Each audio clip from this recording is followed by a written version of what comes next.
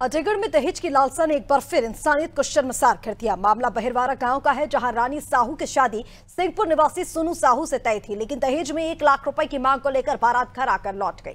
बेटी की शादी टूटने के बाद पिता इंसाफ की उम्मीद लिए कानून के दरवाजे तक पहुंचा ताकि दहेज लोभियों को सजा मिल सके। शुरुआत में पुलिस ने वर पक्ष पर मामला दर्ज किया, लेकिन हैरानी की बात यह रही कि 2 दिन बाद दूल्हे पक्ष की शिकायत पर पुलिस ने दुल्हन के पिता और उसके परिवार पर ही मारपीट करने का मामला दर्ज कर दिया है।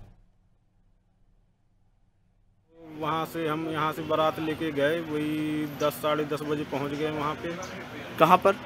एक्सेस गार्डन में। एक्सेस गार्डन में पहुँच के वो बवाल कर रहे थे कि हमारा मान लो बिचौई नहीं आएगा तो हम शादी 2 दिन पर ही रहे तो हम शादी नहीं करेंगे। फिर उसको समझाया बुझाया गया तो वो मान गया। तो कहने लगा। कौन मान गया? मिजाजी मान गया।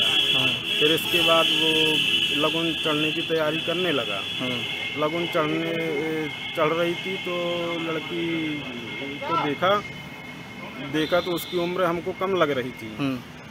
तो हमने उससे मांगा कि आधार कार्ड दो, तो वो बोला कि हमारे पास नहीं है।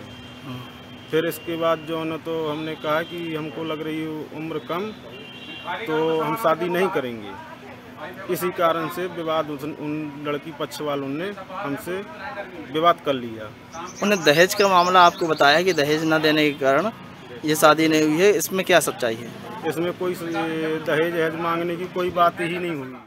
वधू पक्ष के द्वारा उसी रात थाना अजयगढ़ में वर पक्ष के विरुद्ध इस आशय की शिकायत की गई कि शादी का जब अवसर आया और पारिक ग्रहण संपन्न होना था तो इनके द्वारा दहेज की मांग की गई और इसको लेकर के विवाद हुआ और मारपीट और धमकी इत्यादि दी गई, जिसके आधार पर जो सिंहपुर गांव का जो वर पक्ष है उसके विरुद्ध दहेज अधिनियम से विभिन्न धाराओं का प्रकरण थाना अजयगढ़ पुलिस द्वारा पंजीबद्ध किया गया। दोनों ही प्रकरणों में अनुसंधान किया जा रहा है और ये फैक्ट फाइंडिंग की जा रही है कि आखिर घटना की वस्तुतः वजह क्या थी। जैसा कि वर पक्ष का कहना है कि शादी से पहले उनके द्वारा वहाँ पर वधू की उम्र पूरी न हो, मतलब वयस्क न होने के बाबत सवाल उठाया गया और उसके आयु संबंधी प्रमाण दिखाने का आग्रह किया गया और जिस पर से विवाद होना